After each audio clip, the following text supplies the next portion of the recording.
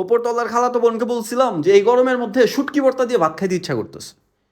ও কি করছে, বোতল ফুটা কইরা তার মধ্যে পানি ভরে নিচে নামাই দিছে এবং বোতলের সাথে আবার লিখে দিছে যে তোর শুটকি ভর্তা বানাইতে গিয়ে আমি ঘেমে পুরো ভিজে গেছি, এবার তুই শুটকি ভর্তা খাওয়ার আগে তুইও ভিজেক।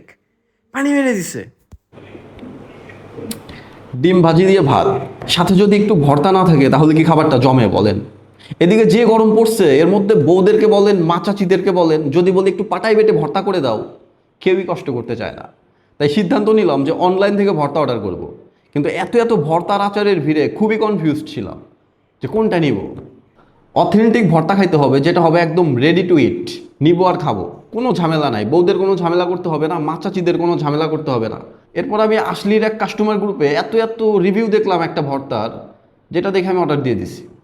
যেটা হলো আসলির আফিয়া ব্র্যান্ডের শুটকি ভর্তা। এখানে দুই ধরনের ভর্তা আছে, দুইটাই শুটকি ভর্তা। সো এটার প্যাকেজিংটা কিন্তু বেশ দারুণ, যেটা আমাকে মুগ্ধ করছে। ওয়াও, শুটকির ভর্তাও এত সুন্দর করে প্যাকেজিং করে পাঠানো হয়, ভাল লাগছে।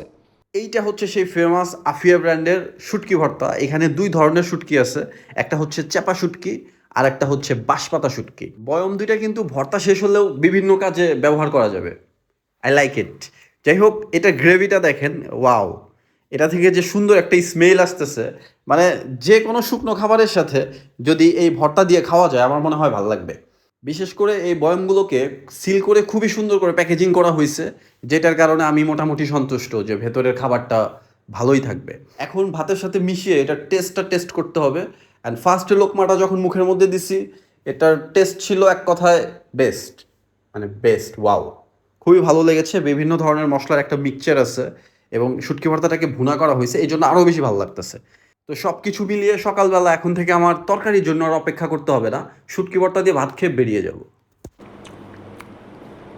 আমার কাছে এটার গ্রান এবং টেক্সচার খুবই ভালো লেগেছে, এবং ঝালটাও মিডিয়াম। তবে একটা জিনিস ভালো লাগে নাই, সেটা হচ্ছে এই ভর্তার মধ্যে তেল রয়েছে।